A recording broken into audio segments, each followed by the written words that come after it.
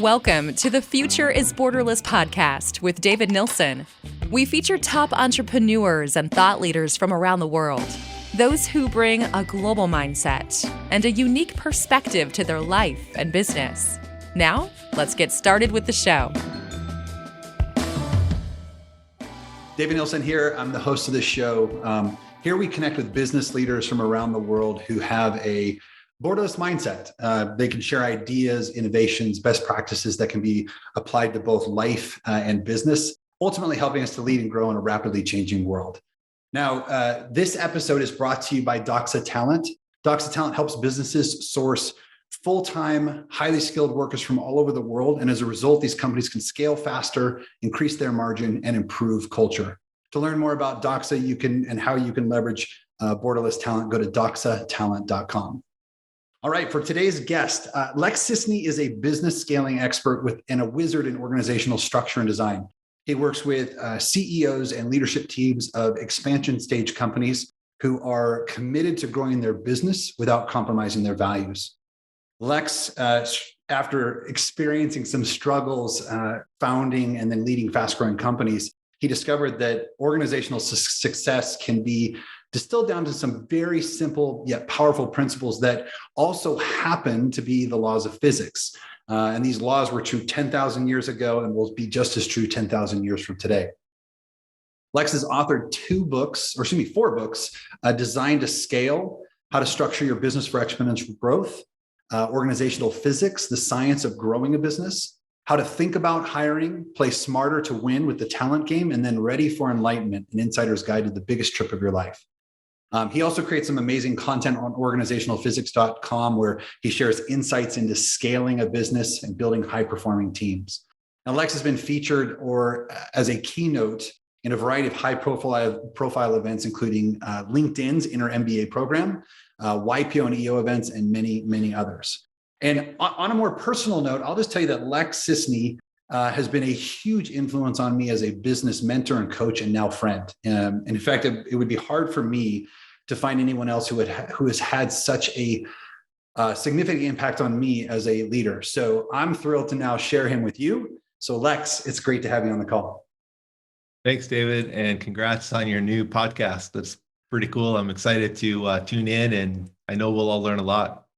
Yeah, I'm excited for it as well. I appreciate you being willing to take the jump with me here. So before we get into what you're doing today, I thought it'd be good to just start from the beginning. In your intro, I talk a little bit about, or I shared that, you had some challenges as a founder and entrepreneur. Maybe you could share just a little bit with the audience here about what your entrepreneur journey has looked like.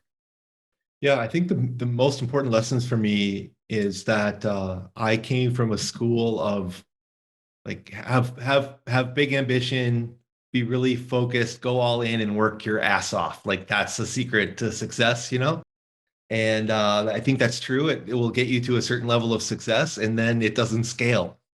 And what happened with me is I was just, also market timing is everything. I kind of got lucky. I had a business in the right market environment and it just got yanked forward by market demand, Yep. And as a young CEO, I'm doing my best to lead this company.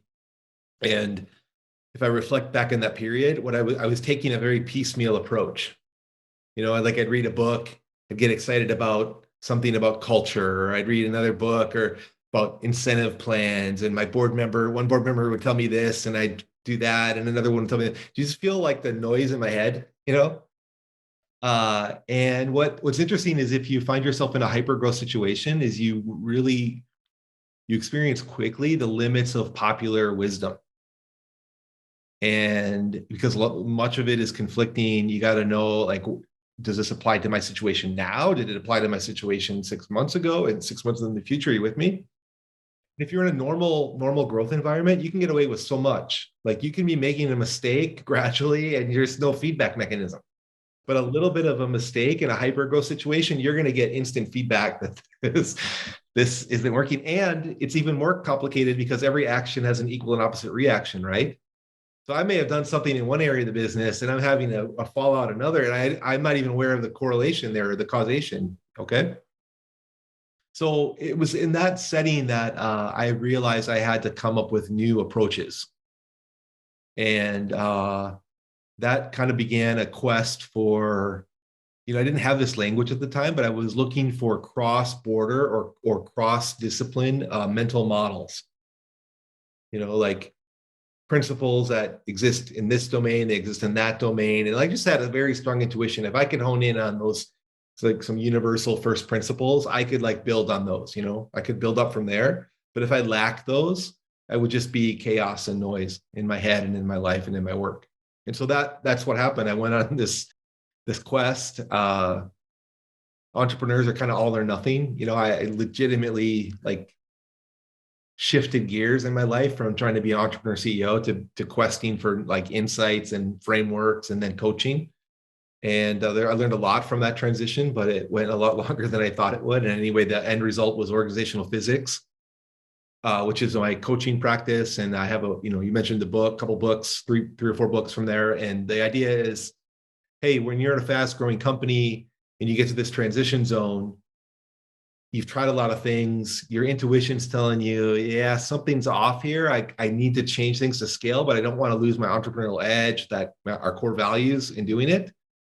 I step into that transition zone and kind of help teach CEOs who were in my position a decade ago how to navigate their way quickly through that and get back on the fun curve, growth curve, but without becoming an old stodgy, big bureaucratic company that you're trying to disrupt. Yeah. It's funny. A lot of what you just said there resonates for me, right? It's that you start reading these books and you get all these random ideas. In fact, my teams in the past used to get really nervous when I would go to a conference because they knew I would come back with all these different ideas that they now have to implement. And we probably lose momentum on 3 to 6 months down the road as a shiny new toy, right? But tell me, what are some of the symptoms? You talked about intuition. I think a lot of leaders, at least those that I know, do rely a lot on their intuition. But what are some of the symptoms? Like if you're in a hyper-scaling business, but you're starting to recognize, hey, things aren't working out, what are some of the things that people might see, not just feel? Okay, so some of the things they might see and experience is they feel like a bottleneck themselves. Like the CEO or founder feels like despite their best efforts at delegating, they're just still the go-to, can't escape. And those times that they've tried to delegate, it's been a disaster, right? So twice bitten, once shy. They'll believe they have some really strong leaders of, departments or teams, but the team's not working well as a team. So they might speak like, hey, we have really strong verticals, but we're weak horizontally. The company might be trying to pursue too many different initiatives all at once. And that's important because, you want to match your business rhythm to the life cycle stage of the company, the products and its markets. And so a lot of entrepreneurs are so visionary and gung-ho that they just get out in front of their own skis, and they've launched 3 different business units. So they didn't have the foundation really to scale one. They just didn't realize it until they tried to launch 2 and 3, and they realized the limitations on their core business. So that's another symptom. And another symptom is often, like if you're like me, I tried to do what I was supposed to do. I tried to bring in a senior management team back then.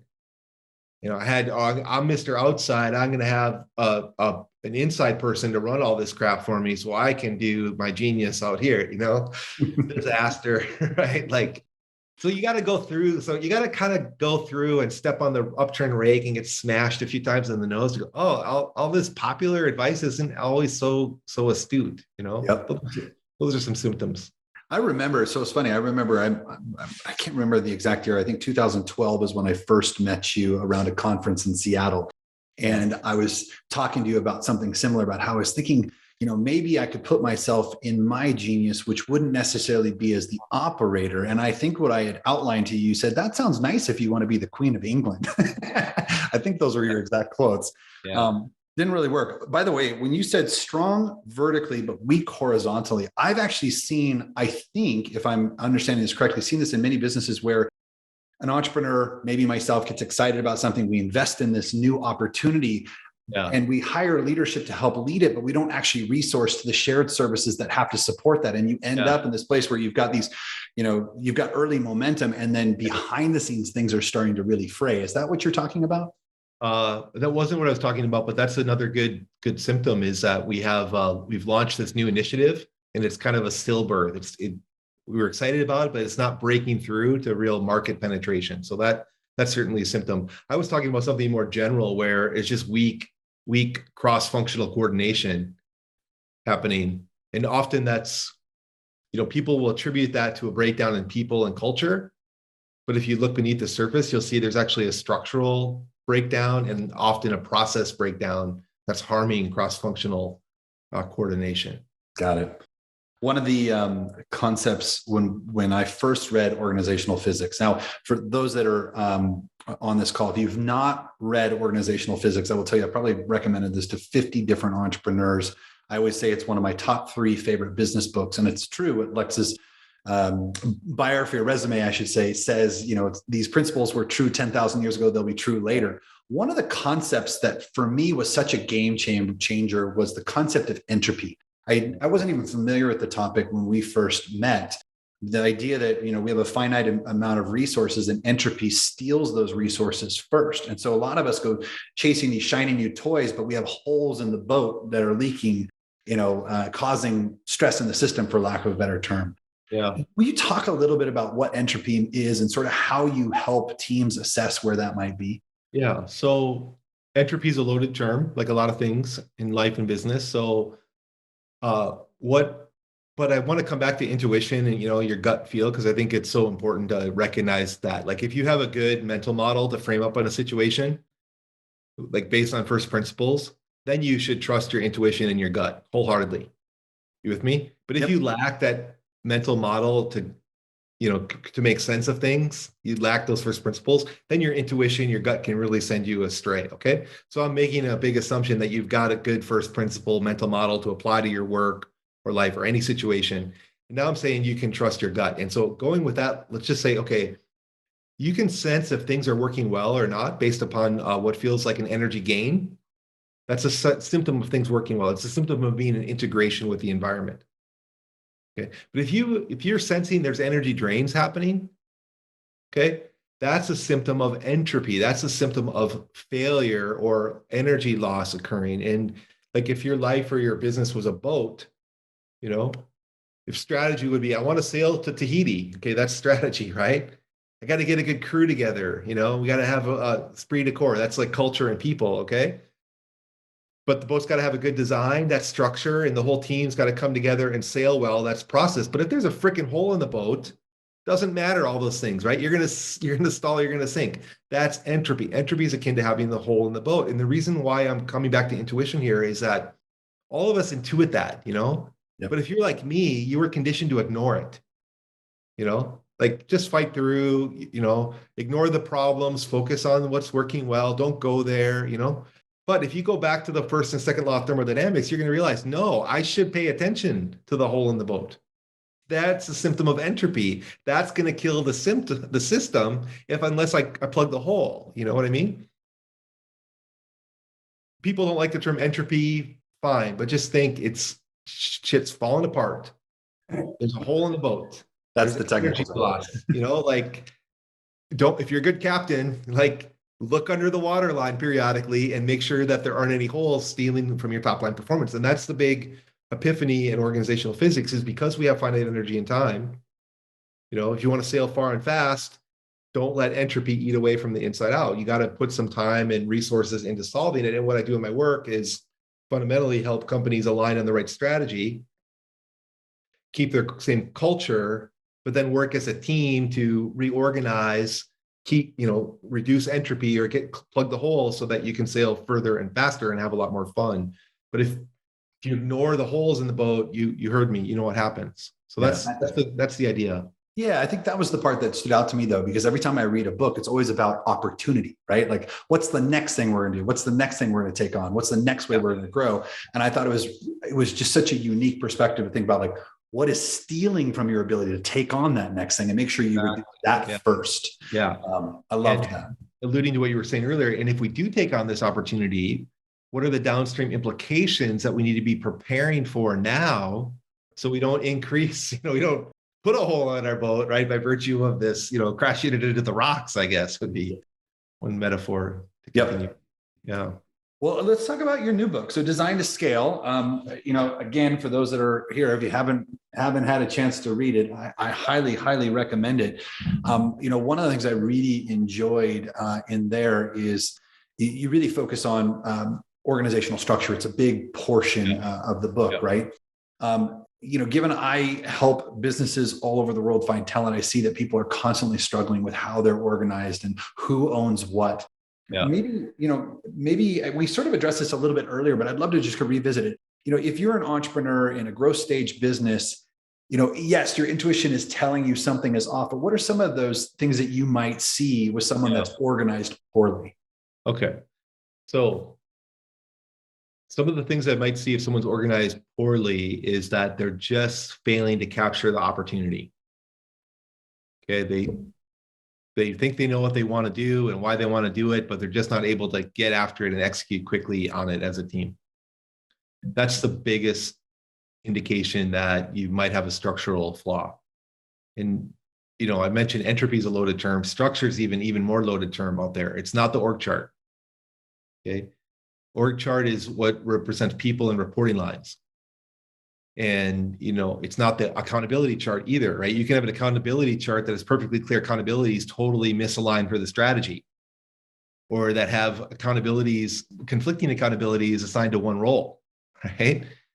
So when you get to a certain size of business growth, you got to kind of step away from the status quo, look again at your business and say, okay, for this strategy, what are the functions we need to energize in order to execute on it now and over time? A function is sales, marketing, operations, finance, right?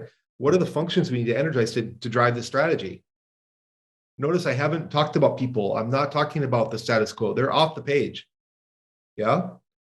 And you want to design those under certain principles. They're kind of first principles. And so what you'll see like in a startup, everybody's just wearing a ton of hats, super fun for a while until, you reach the law of diminishing returns. But somebody's wearing a bunch of hats and they're in charge of sales and marketing, very common.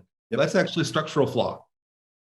Those are two distinct functions. There's sales, which is short range, driving revenue. There could even be demand generation on that, which is driving qualified leads. Yeah. But then there's marketing, which is brand strategy, brand architecture, longer range development. Back to intuition, notice that short range pressure always overpowers long range development.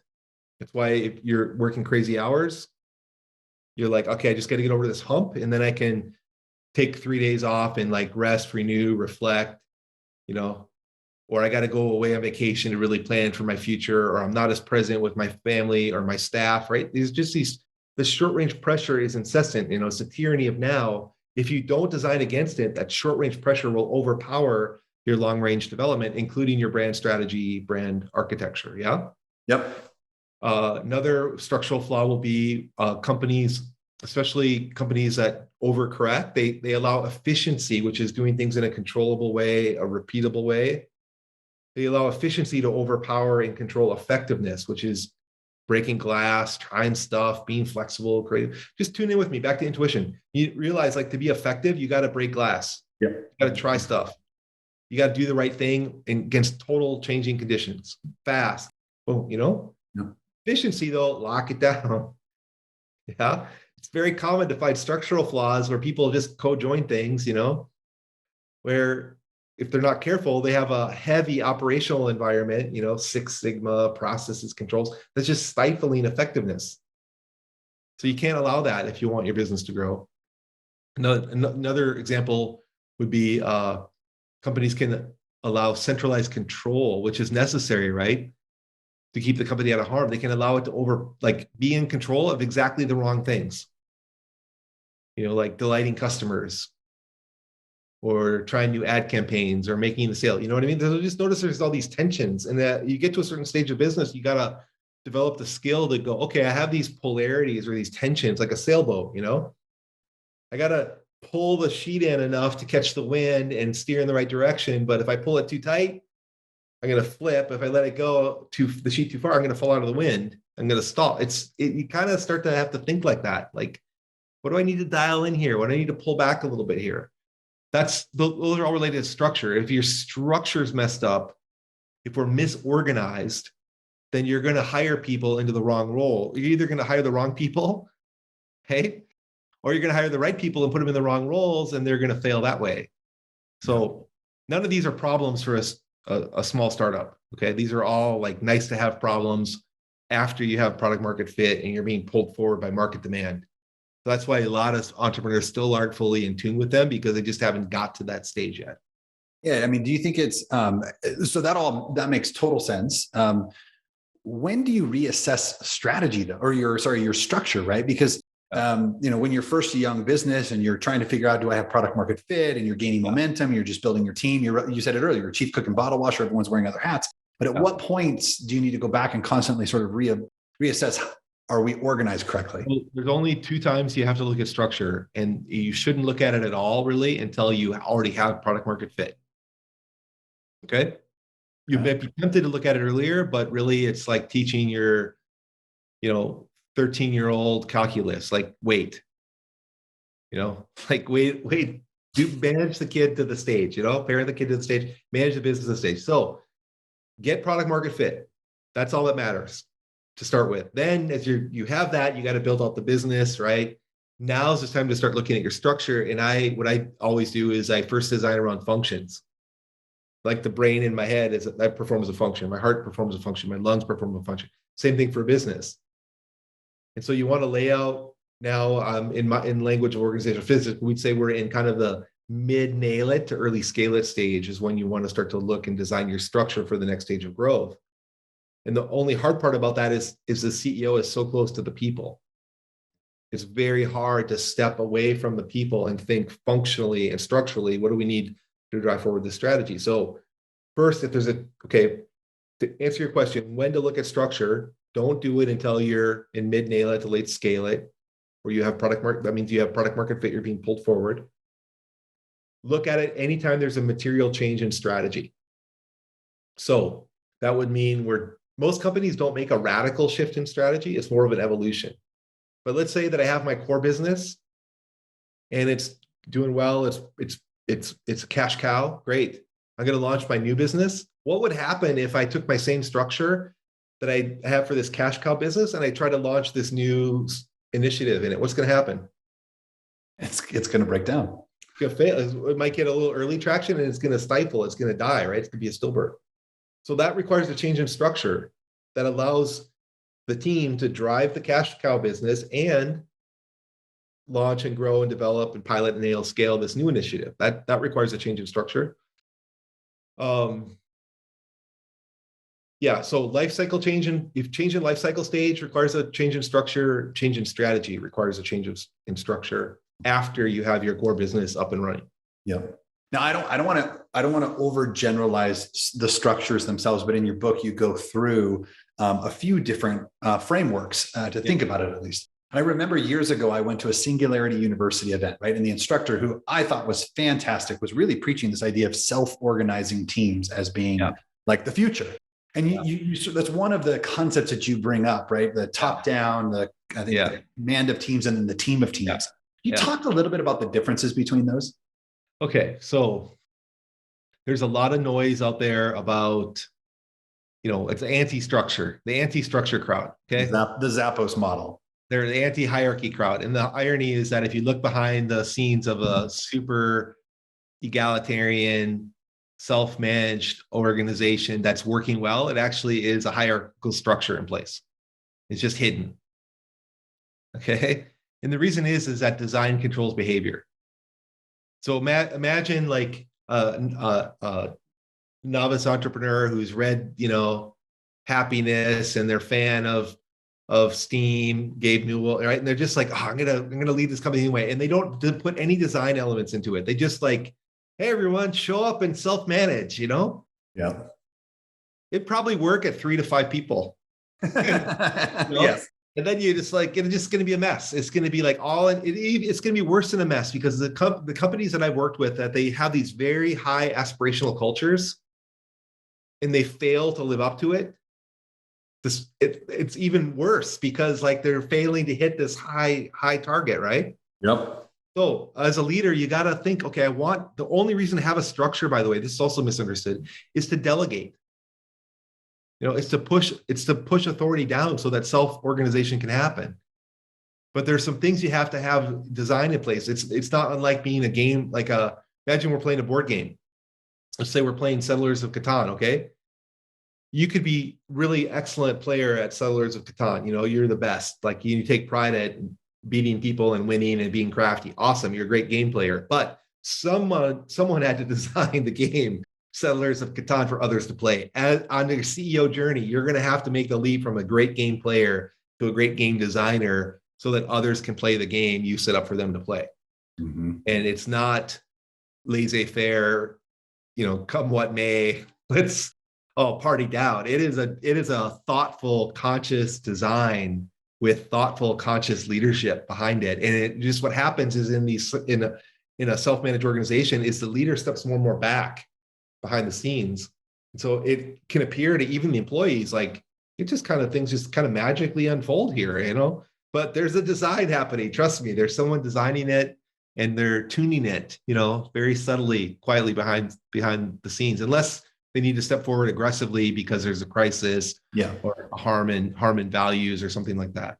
Yeah, there's any sense?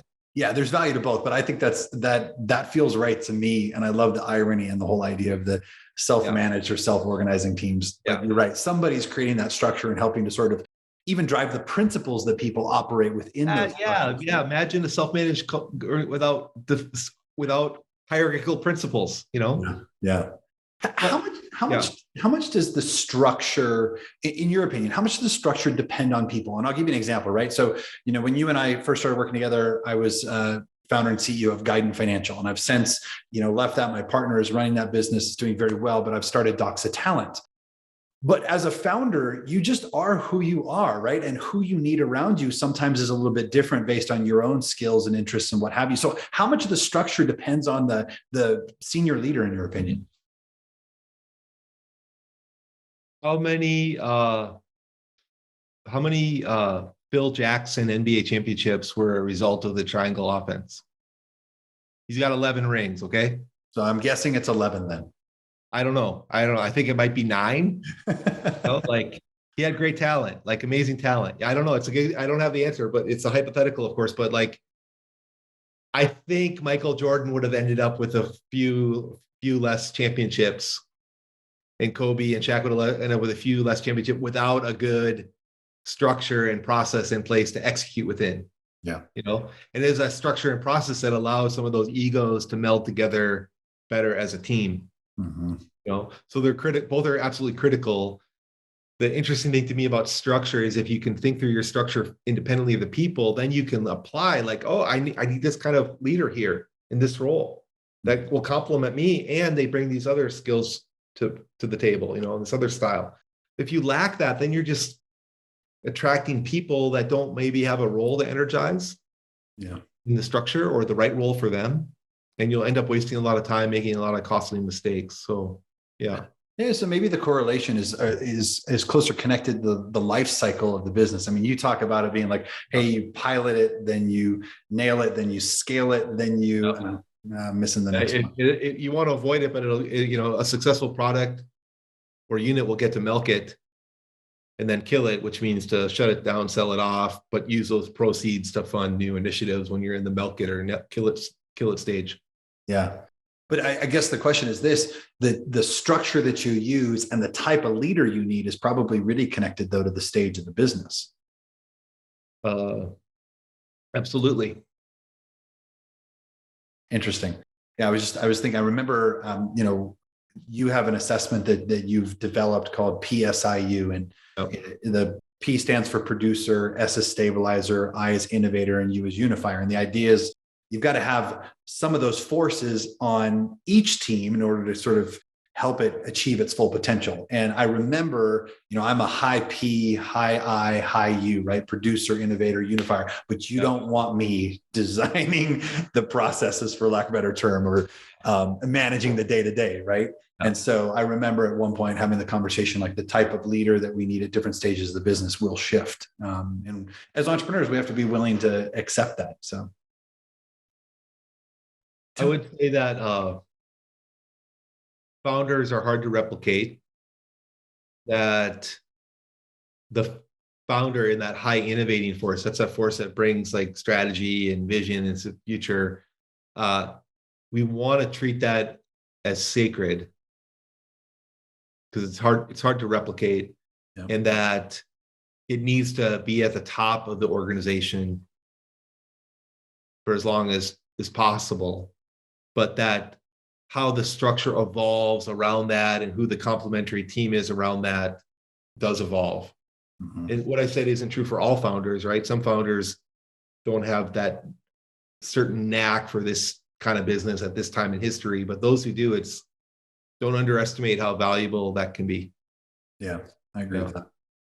Well, I know we're getting close to the end here, but I want to just ask you one more question, and I'll preface it by saying, I believe today that we are living through a fundamental transformation in the way that we work and we live, and it requires, as I said earlier, this like borderless mindset, looking beyond the way that we think and we learn today, and allowing us to sort of change in this dynamically changing world.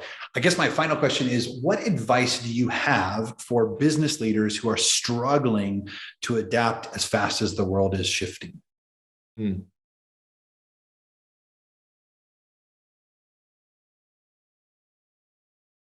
So a leader is going to struggle to adapt primarily for two reasons.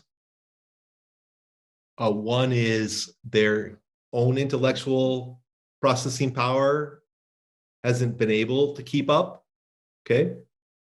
And the solution there is to become a systems thinker, right? Become a cross-border thinker, like look for those first principles that exist across domains. And if you can spot one of those, like you can double down, you can take that to the bank. That creates a lattice work for you to hang other ideas on. I think that most leaders, though, don't suffer from that. They actually suffer from, they're stuck in the inertia of the status quo. Their current business, the inertia is just like, it's hard to move, it's hard to turn the ship. And it's important to recognize that inertia in life and work is a real thing. Okay. And so we want to think about then, okay, if I know what the strategy needs to be in this changing reality, then I owe it to this organization. I must help this organization re-evolve, right? Evolve, change, re-energize for this new reality. No holds barred. Yeah. And a key element of that shift is going to show up in the structure, because the structure is supporting the status quo. So you got to break the structure that's supporting the status quo in order to get new behaviors. So that's probably where the friction's coming from. Fantastic. Well, we've been listening to Lex Sisney, who's the author of Design to Scale, How to Structure Your Business for Exponential Growth. If you haven't read it, buy it. I promise it'll have a huge impact on you and your business. But Lex, if people want to learn more about you and your concepts, where can they go? Organizationalphysics.com. Awesome. Thanks, Lex. Thanks for being here. Thanks, David. Cheers. Thank you for listening to the Future is Borderless podcast with David Nilssen. Be sure to click subscribe to future episodes so you can hear from more top entrepreneurs and thought leaders. And we'll see you again next time.